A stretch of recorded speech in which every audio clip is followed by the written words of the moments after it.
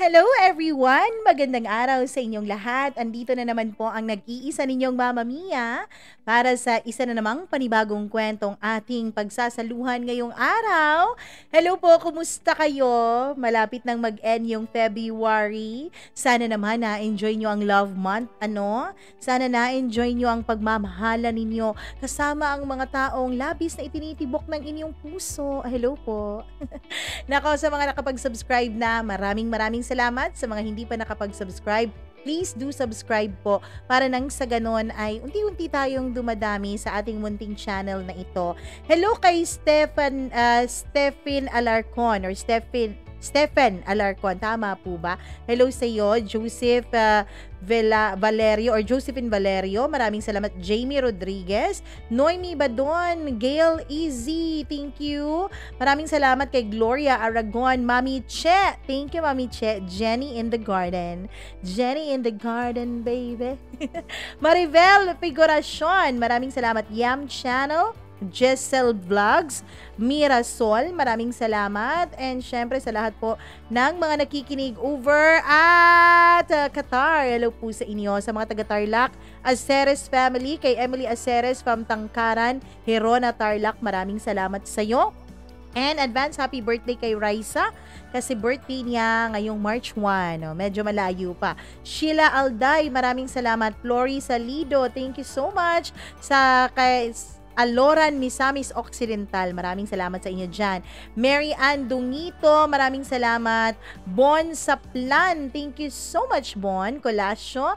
And of course, maraming salamat kay Andrea Gomez. Ayun, marami tayong mga bagong pangalan na nababasa ngayon. Hello, Christy Dimitrial, na palaging araw-araw na nakikinig. JM Ruiz, maraming salamat. Hello kay Patrick Salazar and kay JM Eddie, Rosie and Shang. Maraming salamat sa inyo. Hello kay Dolor, Dodong Beth Roda at sa lahat ng kasamahan daw nila na nakikinig sa Jerry Garment.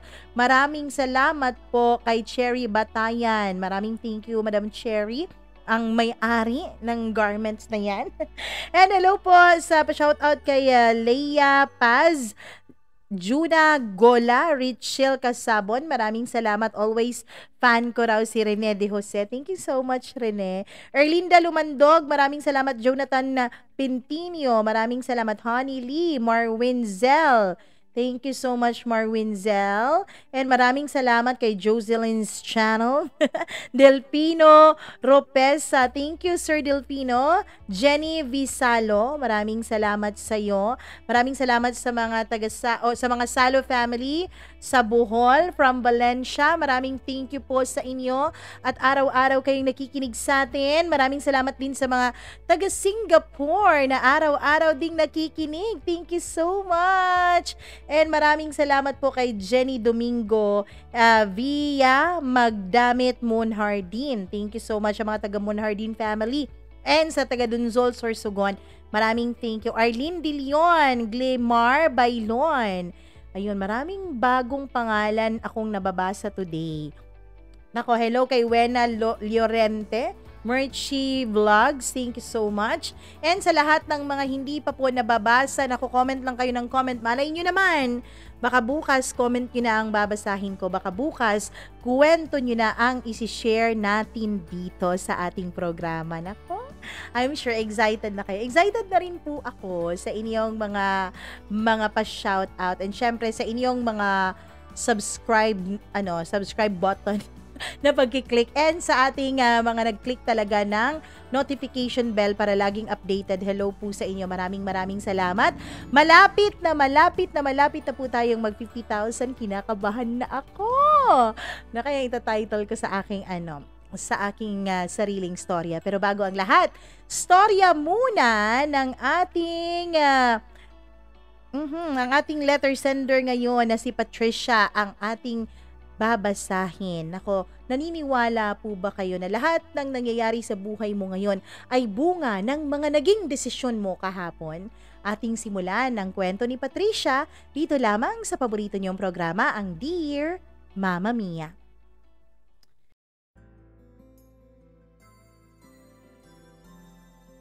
Life is what we make it. Yun ang sabi ng karamihan. Kung ano raw Ang iyong kasalukuyan, yan daw ay bunga ng lahat ng mga naging desisyon mo sa kahapon at nakaraan. Dear Mama Mia, bata pa lamang po ako ay hindi na talaga ako kagandahan o kaseksihan. Mama Mia, memorize ko na lahat ng pangangantsaw at pambubuli sa akin ng mga tao. Negra, uling, baboy, sunog na baboy. Pero Mama Mia, kahit na nasasaktan ako, kahit na palihim akong umiiyak gabi-gabi dahil sa mga kantsaw at pambubuli na yon, ay wala naman akong magagawa. Ano pa nga ba ang magagawa ko kung yun naman talaga ang masakit na katotohanan tungkol sa aking pagkatao? Mama Mia, nung una po talaga, labis po akong nasasaktan. Lalong-lalo na po nung aking kabataan. Iyak po ako ng iyak sa tuwing may naririnig akong mga kantsaw at mga pambubuli ng iba. Lalong-lalo na yung mga pambubuli na galing mismo sa mga taong pinagkakatiwalaan ko ng aking puso. Sa mga taong dapat ay pumoprotekta sa akin. Mama Mia, araw-araw po ako na umiiyak noon. Araw-araw akong nagdarasal na sana hindi na lang ako pinanganak. Bakit pa ba ako nandito sa mundo hindi naman ako sasaya? Ilang taon ko rin pong ininda ang kantsaw na yon. Ilang taon rin po akong nasasaktan. Ilang taon rin po akong nagwe-wish, Mama Mia, na sana hindi na lang ako pinanganak pa. Na sana kunin na lang ako ng Diyos. Naisip ko kasi noon, Mama Mia, kapag kinuha na ako ng Diyos, siguro ang mundo ay mas magiging maganda para sa mga taong ayaw ng aking existence. Para sa mga taong ayaw akong nakikita sa araw-araw dahil ang sabi nila, nasisira lang daw ang buhay at ang mood nila. Pero Mama Mia, dumating din ako sa punto na nawalan na ako ng pake sa sasabihin ng ibang tao. Narealize ko kasi, Mama Mia, dapat hindi po ako ang namomroblema sa kung ano man ang itsura ko. Dapat hindi ako ang nasasaktan. Dapat kung may masaktan man, dapat yung mga mata nila. Sila dapat ang masaktan dahil sila naman ang ayaw na nandito ako sa mundo. Sila dapat ang mamroblema sa akin. Yung mga taong nakakakita sa akin na kulang na lang ay takpan ng mukha ko dahil sa inis nila. Sila dapat ang mamroblema at hindi ako. Hindi ko naman gusto na ipanganak ako ng ganito. Hindi ko naman gusto na ganito ang buhay ko o ganito ang itsura ko. Kaya bakit ko sisisihin ang sarili ko? Pangit na nga ako, magiging problematic pa ba? Ano na lang kaya ang magiging itsura ko noon? Kung araw-araw na lang akong nasistress, araw-araw na lang akong umiiyak, araw-araw na lang akong namomroblema sa kung ano ang sasabihin ng iba. Mama Mia, medyo napahaba yata ang intro ko. Ako nga pala si Patricia. Mama Mia, hayaan nyo na lang ako kung ang ginamit ko pong pangalan ay pangalan ng isang babaeng kapag ini-imagine mo ay magandang-maganda. Kahit man lang sa pangalan, Mama Mia, at kahit man lang sa alias na gagamitin ko, ay makaramdam kong maganda ako. Yung pangalan kasing Patricia, kapag naririnig ko, Mama Mia, ay mukhang napakasosyal, napaka-elegante, napakaganda. Kaya yan po ang ginawa kong alias dito sa sulat ko. Para kahit papaano, ma-imagine ko man lang, kahit saglit, na gumanda ko. Pero Mama Mia, hindi lang po talaga ang mukha at itsura ko ang madilim, na kasing dilim ng gabi na walang ilaw ng poste. Kundi pati rin ang life story ko, Mama Mia. Madilim, masakit. Kung tutuusin, Mama Mia, ay pwede nang pumasa pang pelikula o di kaya pang drama anthology sa TV ang naging kwento ng buhay ko. Mama Mia, buntis pa lang ang mama ko sa akin ay hiniwalayan na siya ng papa ko. Siguro nga ang sabi ng karamihan, lalo na ng mga tito at tita ko, baka raw may lahing Madam Auring ang papa ko. Baka raw nahulaan ni Papa ang magiging itsura ng kanyang magiging anak. Baka raw nahulaan niya na hindi ako maganda kaya habang maaga pa ay hiniwalayan na niya si Mama. Habang maaga pa ay lumayo na siya sa akin at lumayo na siya sa amin ng mama ko. Masakit isipin. Masakit isipin, Mama Mia, na maging ang aking mga tita at tito ay yun ang nagiging kansyaw sa akin. Masakit isipin na maging sila ay walang tiwala sa kagandahan na meron ako. Kahit na ang kagandahan na yun ay kagandahang panloob lamang. Mama Mia, dahil nga sa mga kansyaw ng mga kakilala, maging ng mga kaibigan at kamag-anak ko, pakiramdam ko, Mama Mia, ay parang modern Cinderella ang peg ng buhay ko. Instead na stepmother, ay meron po akong stepfather, Mama Mia. Wala nga akong dalawang evil stepsisters, pero meron akong dalawang slightly evil half-sisters. Mama Mia, meron din akong isang half-brother na wala namang pakialam sa buhay ko. Wala ring pakialam sa mga nangyayari sa kanyang mundo. Kahit pa nga, Mama Mia, na sabihin nating lumaki akong puno ng pambubuli ng iba, pakiramdam ko po talaga noon ay ako pa rin ang bida sa sarili kong storya. At dahil nga feeling bida ang lola niyo, Mama Mia, feeling ko talaga ay minamaltrato at inaalila ako ng mga kamag-anak at pamilya ko. Feeling ko, Mama Mia, ang pamilyang binigay sa akin ng mama ay ang pamilyang magpapahirap sa buhay ko. Kaya naman, Mama Mia, nung bata pa lamang ako, nung mapansin kong parang kakaiba ako sa kanila, kakaiba rin ang treatment nila sa akin, ay pinagpasya kong sa lolo ko ako at lola manirahan. Don't get me wrong, Mama Mia. Hindi naman po katulad ng movie ang buhay ko na OA. Hindi naman po ganoon, Mama Mia. Hindi naman po ako si Cinderella na laging pinag-uutusan, pinaglalaba, pinagluluto at hindi pinag-aaral.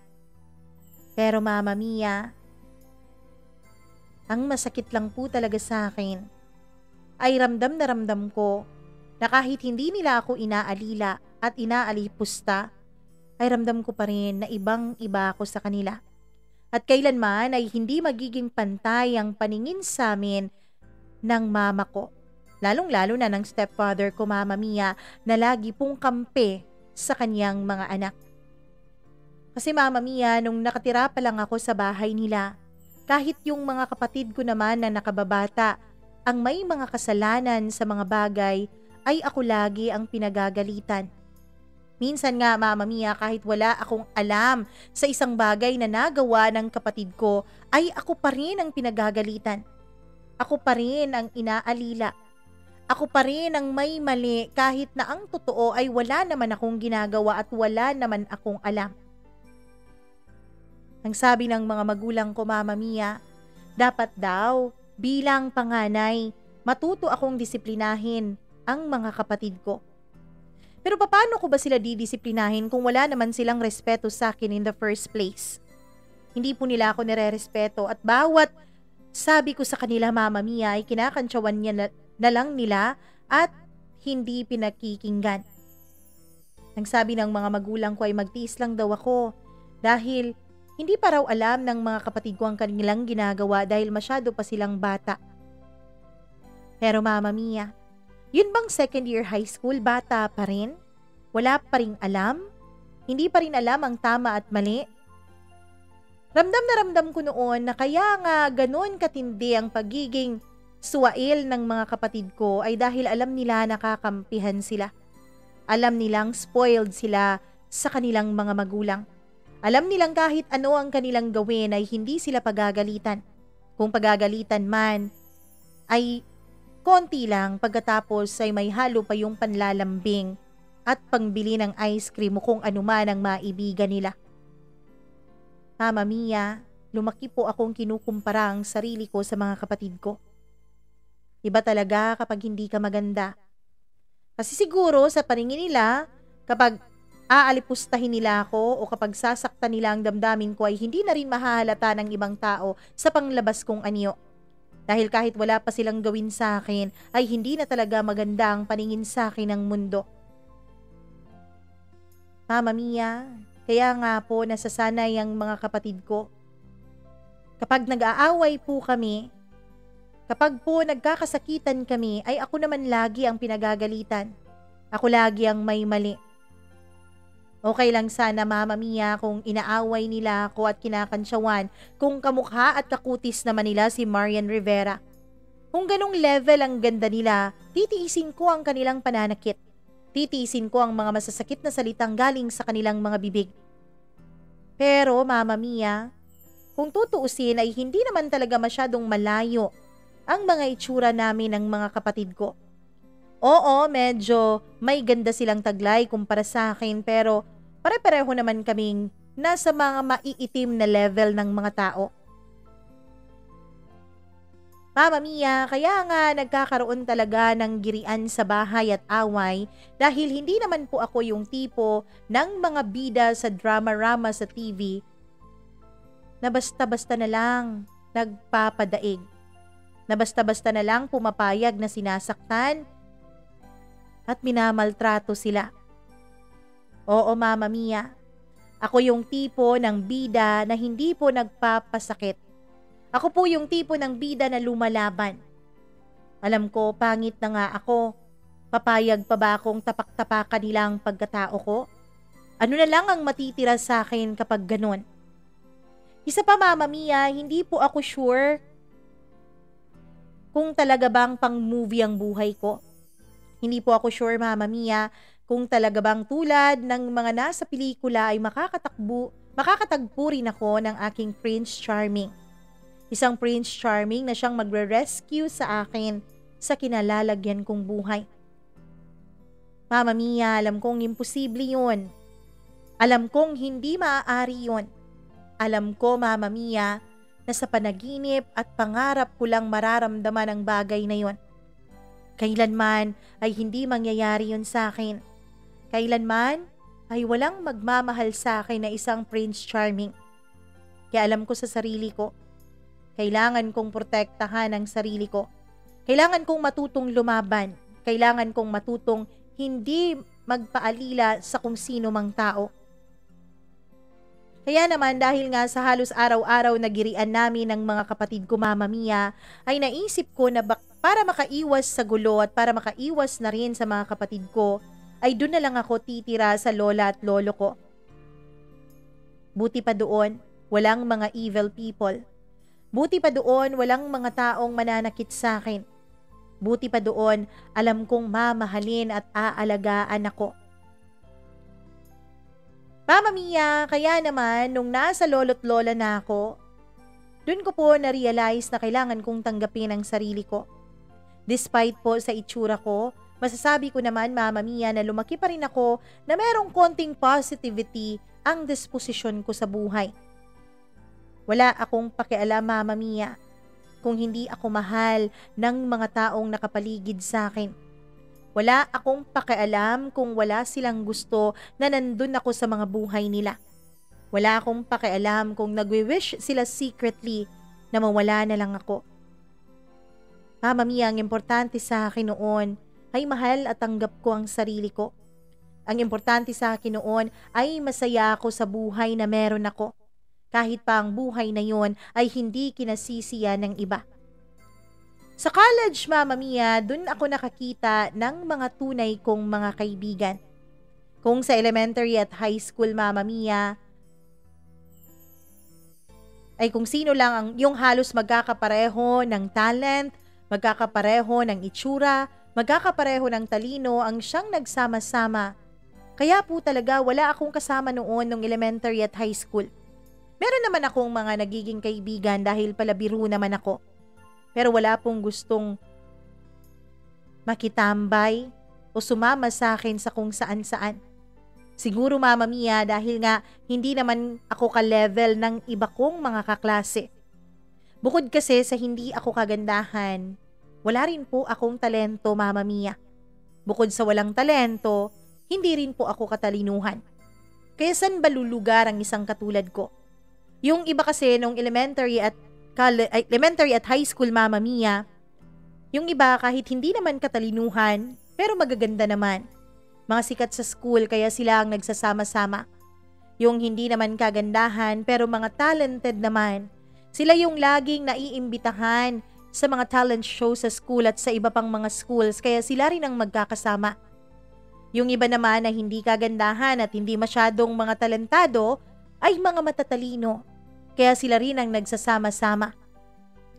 Paano naman ang isang katulad ko? Pinagkaitan ng halos lahat ng bagay sa mundo.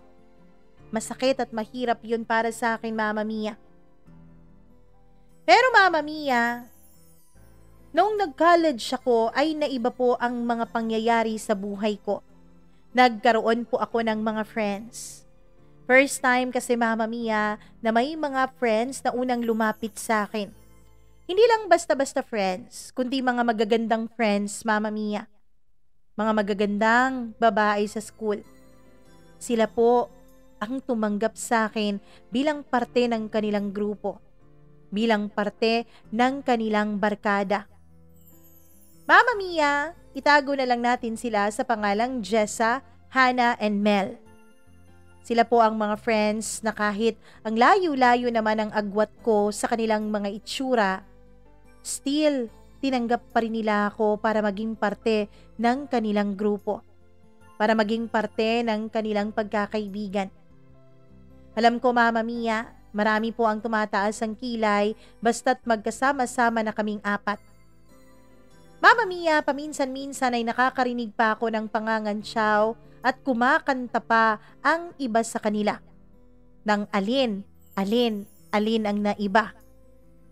O di kaya ang sabi nila ay maglalaro daw sila ng spot the difference sa aming apat. Alam kong pangangantsaw lang nila yon para saktan ako, para lumayo ako sa mga bagong kaibigan na tumanggap sa akin.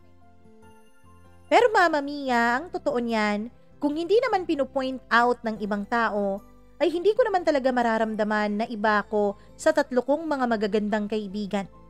Dahil kahit kailan ay hindi naman nila pinaramdam sa akin na kakaiba ako.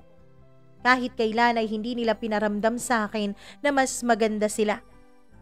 Meron pa nga akong ibang mga schoolmates, Mama Mia, na ang tinatanong ay kung ginagawa raw ba akong alila ng mga magaganda kong kaibigan. Kung ginagawa raw ba akong tagagawa ng assignments, ng projects, o di kaya'y tagabili nila ng kung ano-ano. Pero wala naman pong ganoon sa pagkakaibigan namin. Hindi po nila ako inaalila. Hindi po nila ako ginagamit, Mama Mia. And sa totoo niyan, dahil sa kanilang tatlo, ay natutunan ko po, Mama Mia, kung paano alagaan ang sarili ko. Ang sabi kasi nila, kailangan daw para maging magandang pakiramdam mo sa sarili mo ay ikaw mismo ang makakita ng kagandahan mo. Ikaw mismo ang maghubog ng kagandahan na meron ka na nabigay ng nasa itaas. Kaya naman Mama Mia, natuto po akong maglagay ng kung ano-ano sa mukha ko. Mga kolorete, syempre mga skincare. Kasi ang sabi nila, maganda raw ang kulay ko Mama Mia. Oo, hindi tulad ng mga tipikal na Pilipino na ang gusto ay mga mapuputi. Hindi rin ako nasa morena side kundi medyo maitim talaga. Kaso ang sabi nila, makinis naman daw ang mukha ko. Exotic nga raw ang beauty ko Mama Mia kung iisipin. At dahil na rin sa mga kaibigan ko, dahil na rin sa tulong nila, ay nakilala ko ang isang lalaki Mama Mia. Isang lalaki na sa kauna-unahang pagkakataon ay nakapansin sa akin hindi po bilang isang baluga o negra, kundi bilang isang babae po. Itago natin siya sa pangalang Dennis. Si Dennis, Mama Mia, ay katulad ng kaniyang pangalan. Babyface si Dennis. Gwapo, Makinis ang mukha, makinis ang balat, at napaka-gentleman pa. Ibang-iba si Dennis sa mga lalaking nakikilala ko. Sa mga lalaking walang ibang gawin kundi kantsawan ako. Sa mga lalaking walang ibang pinaparamdam sa akin kundi pangit ako at hindi karapat-dapat na pansinin at ituring na isang dalaga.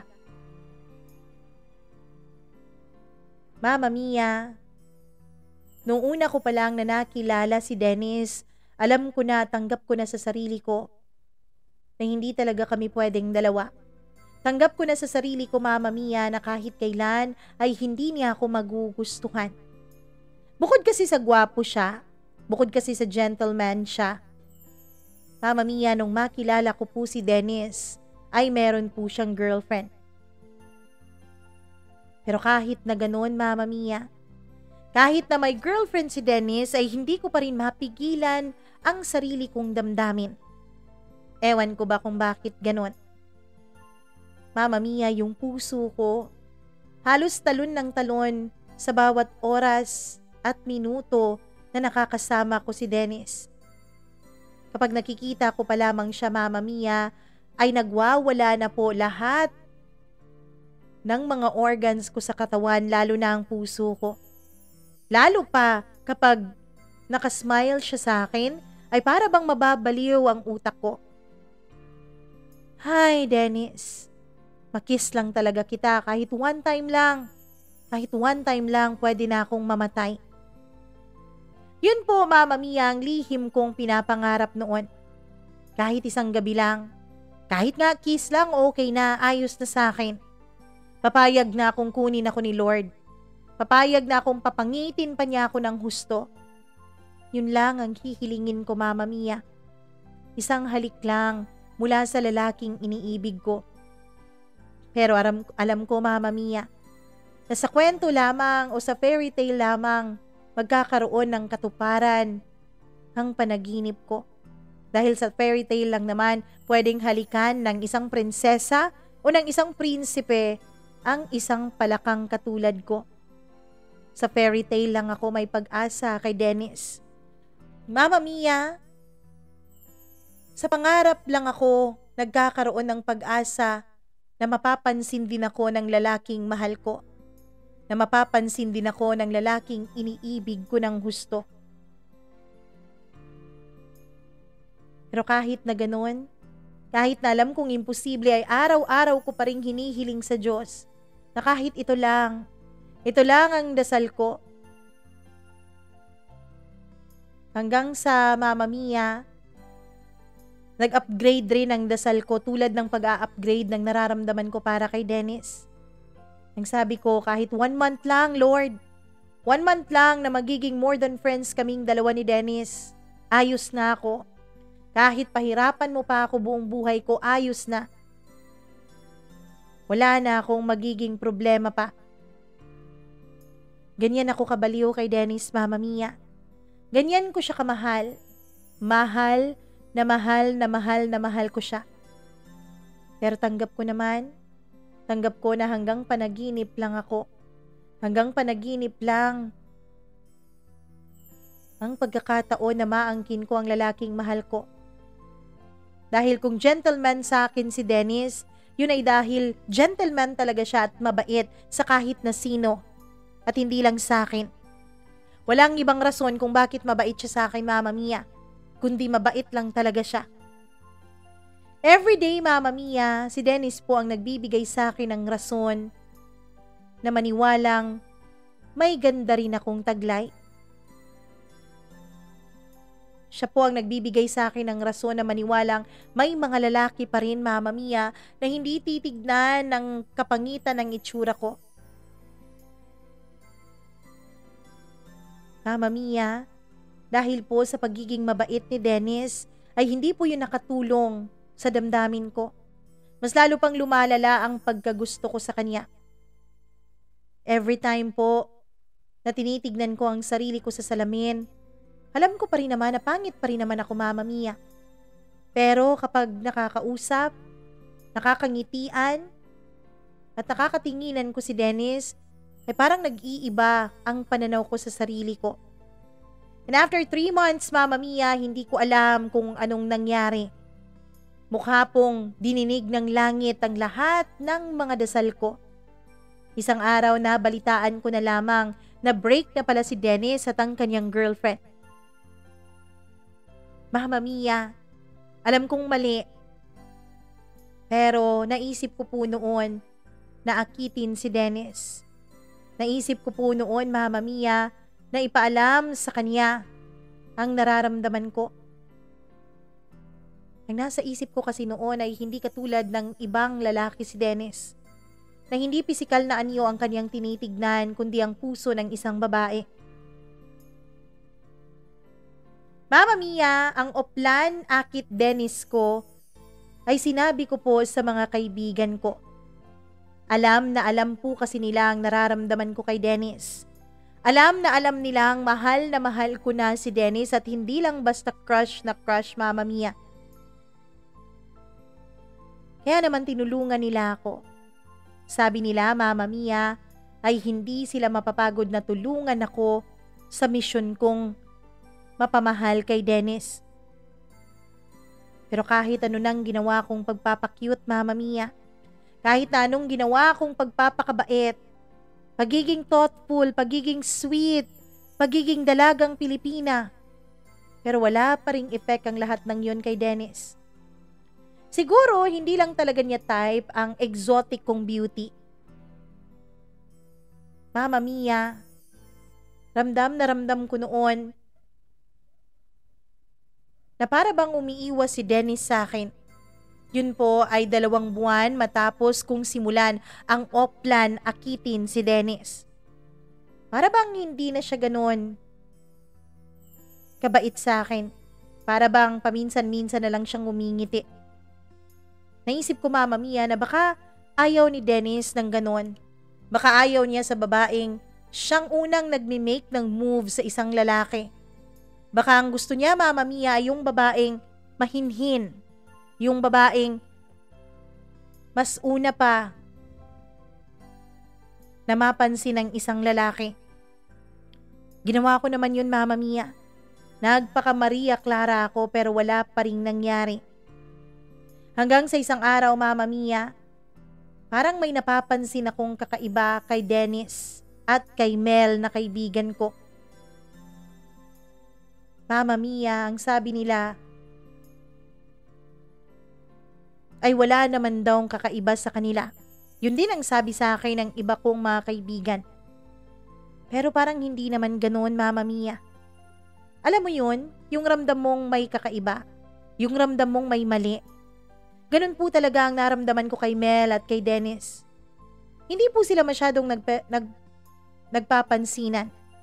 Hindi naman sila ganun dati. Hindi po sila masyadong nagtitinginan.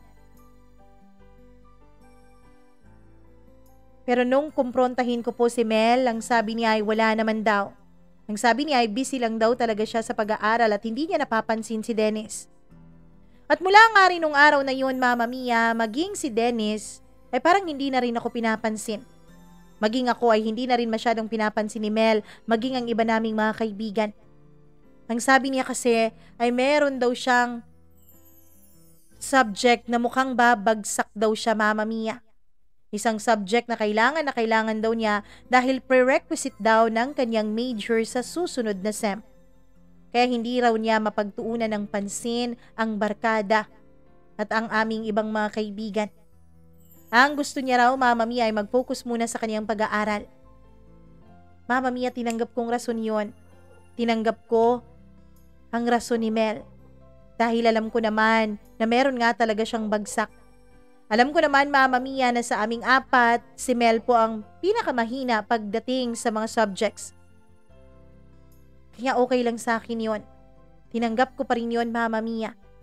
Nag-focus na lang ako sa pag-aaral ko at sa pang-aakit ko kay Dennis kahit wala naman talagang nagiging epekto. Tinanong ko ang mga kaibigan ko tungkol sa pagbabago ni Dennis. Pero ang sabi nila wala naman daw silang napapansin. Baka raw, Mama Mia, ako lang daw ang nag-iisip ng hindi maganda. Baka raw ako lang ang nag-iisip na may mali pero wala naman daw talaga. Inisip kong tama siguro sila. Inisip kong naaapektuhan na siguro ang pag-iisip ko dahil hindi nga naman talaga umi-effect ang pagiging mahinhin, pagiging cute at pagiging mabait ko kay Dennis. Mukhang pagiging kaibigan lang talaga ang gusto niya sa akin. Hanggang sa isang araw, Mama Mia, may nakapagsabi po sa akin ng tunay na dahilan kung bakit umiiwas si Mel kay Dennis. Kung bakit hindi sila nagpapansinan, Mama Mia. Ang sabi nila ay nililigawan raw ni Dennis si Mel. Pinopormahan daw ni Dennis si Mel matagal na, Mama Mia, kahit noong may girlfriend pa ang lalaking ito. And according sa mga sources ko, Mama Mia, umiiwas raw talaga si Mel. Binasted niya raw si Dennis. Dahil ayaw daw ni Mel, Mama Mia, na masaktan ako. Ayaw daw ni Mel na magsi-self-pity ako. Kaya niya iniwasan si Dennis para hindi masira ang friendship namin. Nung una, Mama Mia, ay hindi ko po pinansin ang rason na yon. Ang iniisip ko na lang, Mama Mia, ay tinago sa akin ng mga kaibigan ko ang totoong nangyayari kay Dennis at kay Mel. Hindi nila sinasabi sa akin ang katotohanan. Mama Mia, naisip ko noon, bakit kaya nila tinatago yun? Pwede namang sabihin sa akin ni Mel ang totoo, nang sa ganon ay ako na mismo ang umiiwas kay Dennis. Nang sa ganon ay hindi na ako umasa. Ilang araw ko rin hindi pinapansin ang mga kaibigan ko, Mama Mia. Ilang araw ko rin silang iniiwasan dahil ayokong makipagkita sa kanila. Hanggang sa na-realize ko, Mama Mia, napakabait ni Mel. Iniisip niya ang kapakanan ko. Oo, hindi siya umamin in the first place, pero ginawa niya yon para wag akong saktan. Ilang araw din akong nagmukmok bago ko na-appreciate ang ginawang yun ni Mel, Mama Mia. And doon, nakita ko rin na pati si Mel, Mama Mia, ay in love din naman kay Dennis. Iniiwasan niya lang talaga si Dennis para sa akin, para hindi masira ang relasyon namin bilang magkaibigan. Doon ko naisip na napaka-selfish ko pala. Hindi lang pala pangit ang itsura ko, kundi maging ang ugali ko. Napaka-selfish ko para pigilan ng dalawang taong nagmamahalan. Napaka-selfish ko para wag ibigay sa kanila ang kanilang ikaliligaya. Napaka-selfish ko, Mama Mia. Kaya naman naisip ko, hindi na ako hahadlang sa kanilang dalawa. Hindi ko na hahadlangan ng kanilang kaligayahan. Mas mabuti na lang kung mapupunta si Dennis kay Mel dahil alam kong magiging maligaya silang dalawa sa isa't isa. Kahit pa nga ako ay miserable. Mas mabuting maging maligaya sila at ako ang miserable kaysa sa magiging miserable kaming tatlo. Isang araw ay inabangan ko talaga si Mel sa pagtatapos ng klase namin. Mel? Mama Mia, nung makita niya ako at marinig niyang tinawag ko ang pangalan niya, ay agad niya akong niyakap. Sorry talaga, Pat, ha? Hindi ko naman sinasadya eh. Sorry talaga, pero hindi ko naman siya sinagot, promise. Pagpapaliwanag niya sa akin. Mel, alam mo, mas mabuti pa siguro na sagutin mo na si Dennis. Mas mabuti pa siguro. Nabigyan niyo ng laya ang nararamdaman niyo sa isa't isa. Gulat na gulat si Mel sa sinabi ko, Mama Mia. Ano? Paano ikaw, Pat? Paano ang damdamin mo? May pag-aalala niyang tanong sa akin. Okay lang ako, Mel. Ano ka ba? Alam mo naman, di ba? Madaling-madali lang akong makakakita ng ibang ika-crush. Alam mo naman na napakaganda ng kaibigan mo. Kaya naman, huwag kang mag-alala sa akin. Ayos lang ako. Ang mahalaga ay maging masaya ka. Kung sa piling yun ni Dennis, tanggap ko na, Mel. Maraming salamat dahil lagi mong iniisip ang kapakanan ko.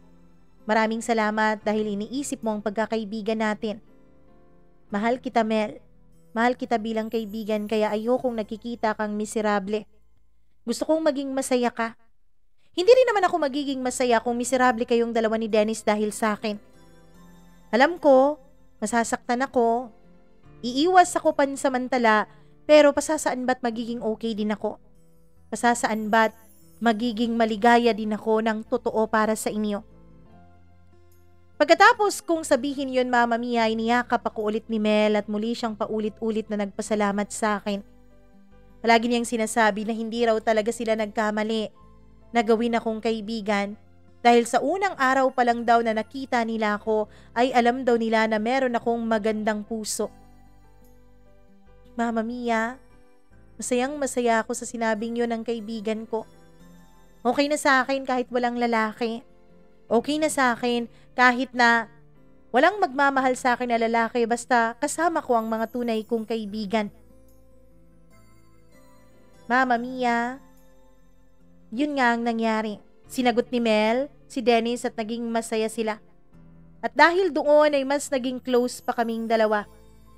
Dahil doon, Mama Mia, ay tinanggap pa ako ni Dennis bilang isa sa mga close friends niya.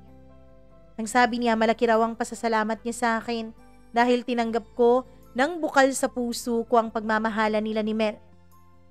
Sabi ko, evil witch lang naman ang mukha ko pero hindi naman ang ugali ko. Lalong-lalo na sa mga taong nagmamahal sa akin. Lalong-lalo na kay Mel. Ang sabi ni Dennis sa akin ay kaibigan na raw niya ako.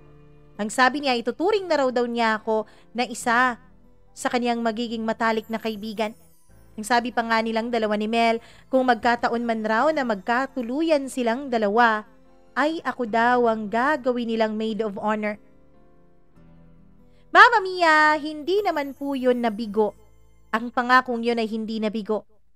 Dahil matapos naming makapagtapos sa college at nagkaroon na ng magagandang trabaho, ay nag-propose na rin agad itong si Dennis kay Mel. Sadyang meant to be talaga sila. Sadyang iginuhit ng tadhana ang kanilang pagmamahalan. Sadyang ginamit lang siguro ako bilang tulay sa kanilang dalawa.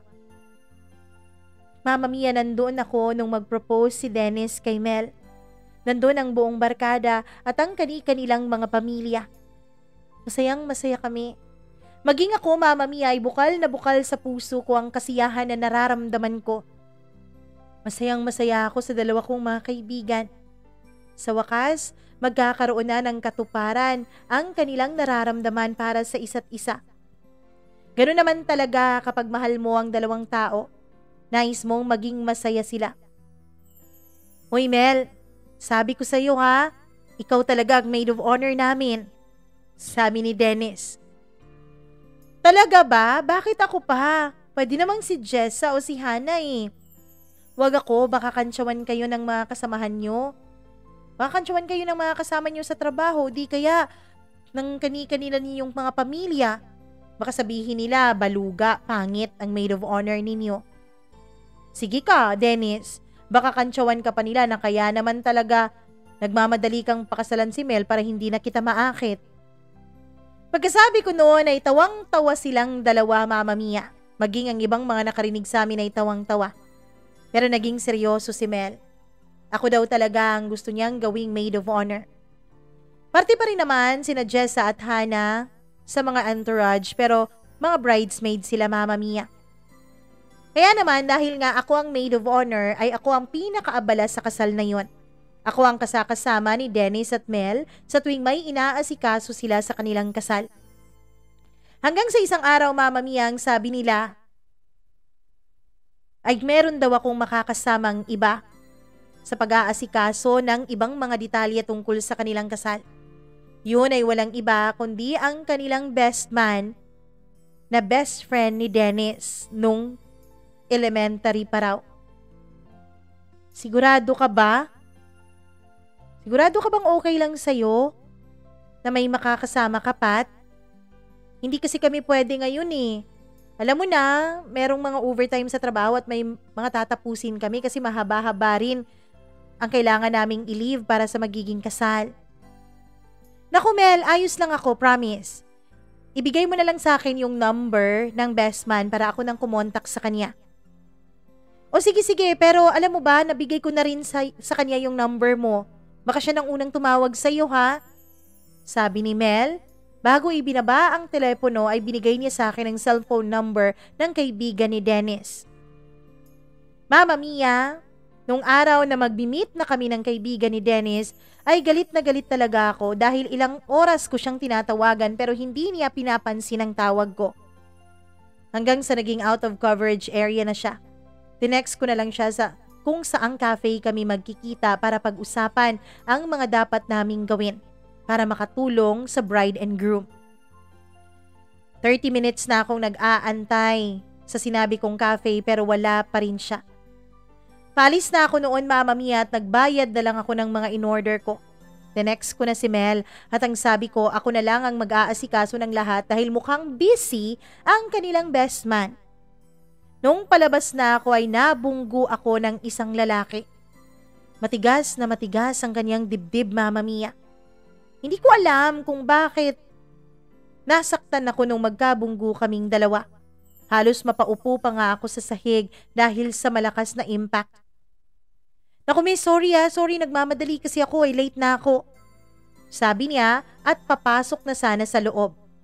Pero dahil palaban nga akong lumaki, Mama Mia, ay tinaasan ko siya ng boses. Hoy, mister!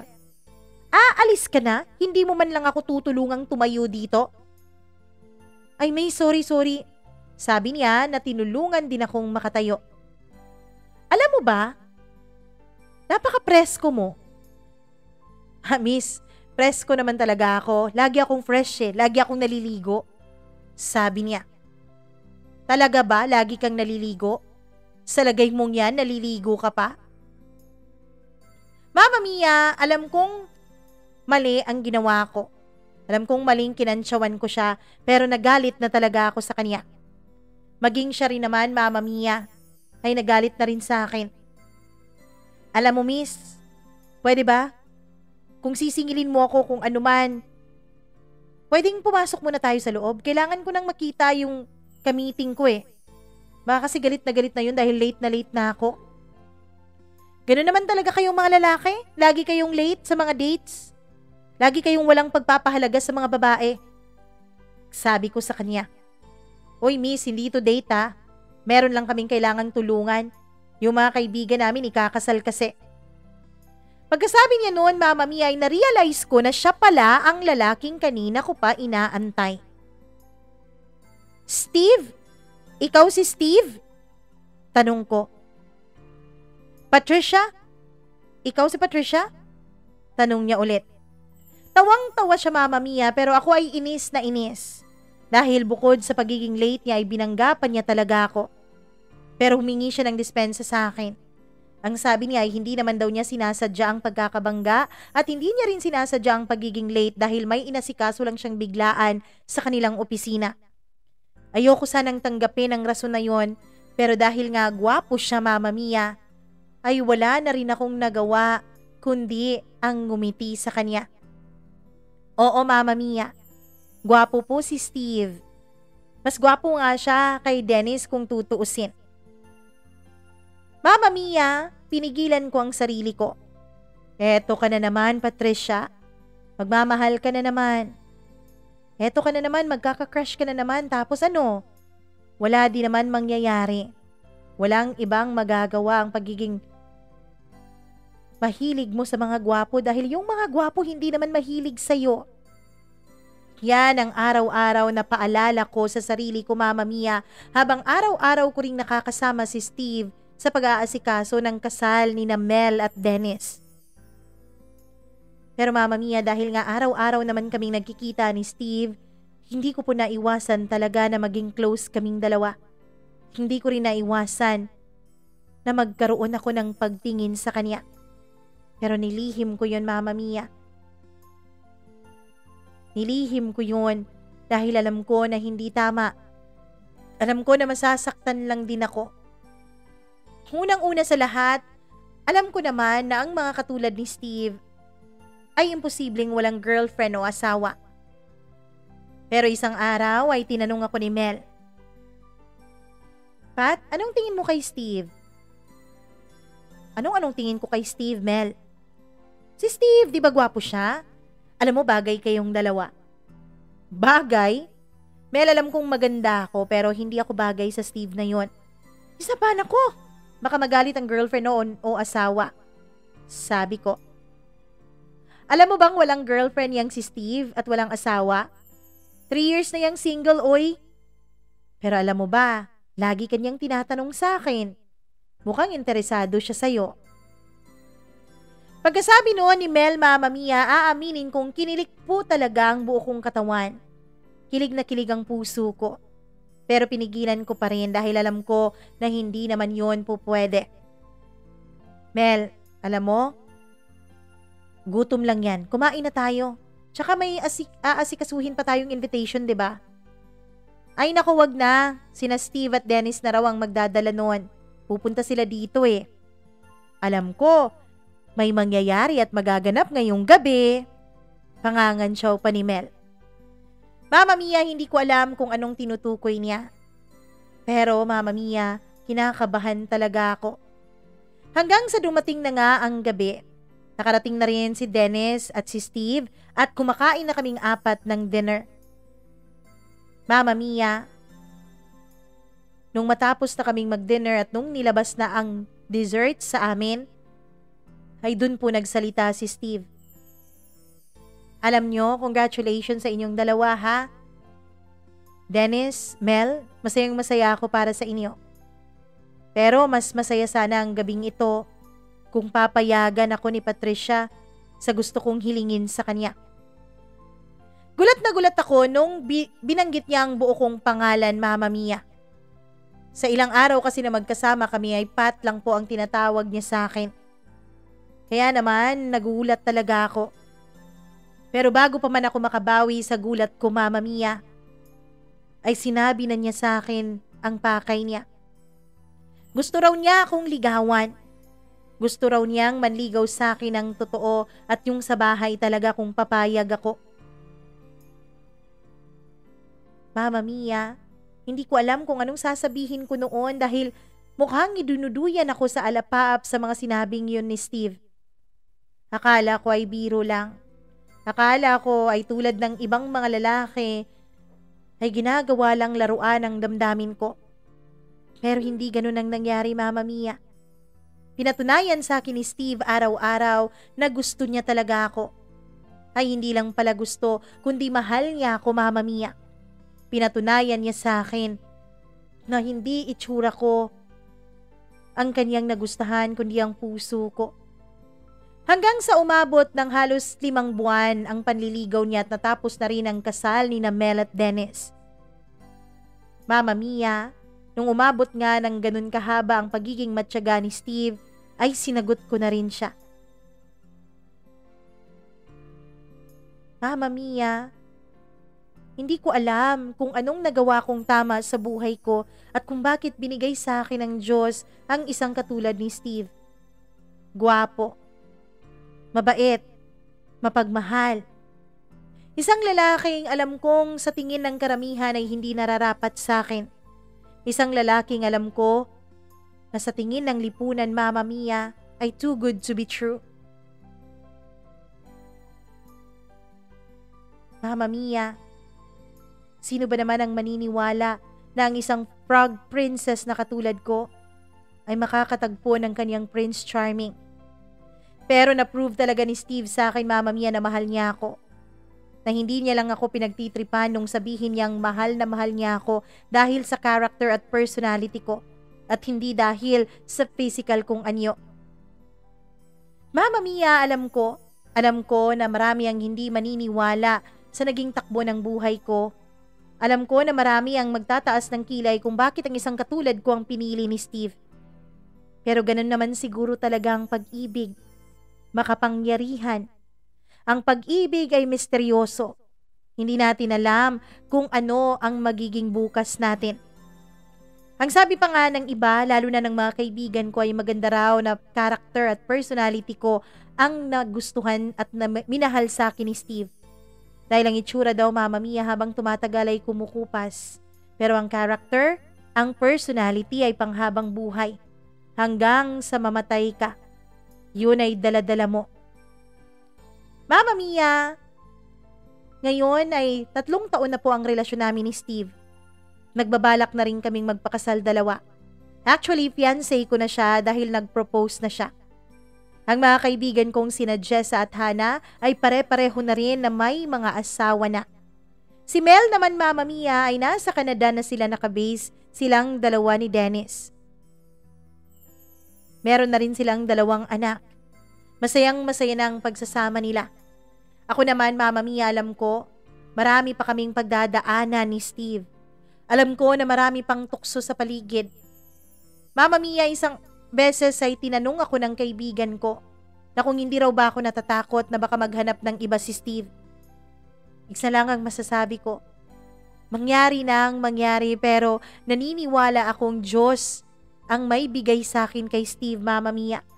Diyos ang nagtadhana sa aming dalawa kaya naniniwala ako na kahit anumang pagsubok na dumating sa buhay namin. Alam ko, Mama Mia, na kakayanin naming harapin yun ni Steve. Alam kong tutulungan kami ng Diyos. Alam kong kapag naging mag-asawa na kaming dalawa, ay magiging masaya kami. Kung may problema man, may mga pagsubok man, alam ko na hindi kami pababayaan ng Diyos. At isa lang ang masasabi ko, Mama Mia, kahit anong mangyari, lagi kong pipiliin sa araw-araw si Steve. Kahit anong mangyari, lagi kong pipiliin na mahalin siya, maging ang kanyang mga pagkakamali. Tao lang kaming dalawa at meron kaming pagkakamali na magagawa sa buhay at sa relasyon namin. Pero alam ko, Mama Mia, na kapag tunay na nagmamahala ng 2 tao, walang pagsubok na hindi nila kakayaning lagpasan. At yun ang sigurado ako sa aming dalawa ni Steve. Mahal na mahal namin ang isa't isa. Hanggang dito na lamang po, Mama Mia, at maraming salamat sa pagbabasa mo nitong sulat ko. Lubos na gumagalang, Patricia.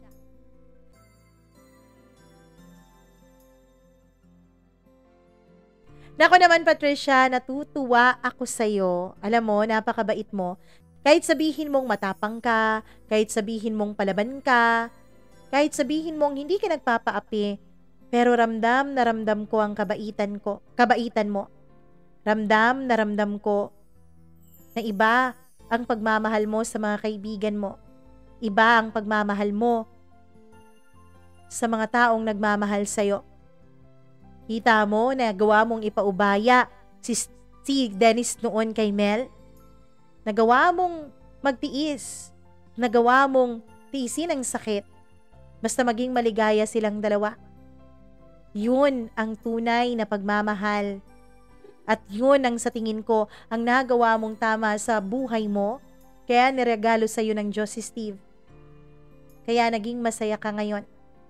Hangad ko ang tuloy-tuloy mong kaligayahan, Patricia.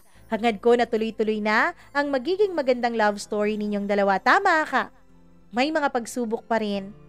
Kahit magiging mag-asawa na kayong dalawa. Ang dasal ko ay maging matatag kayo sa bawat pagsubok na darating sa inyong mga puso at sa inyong mga buhay.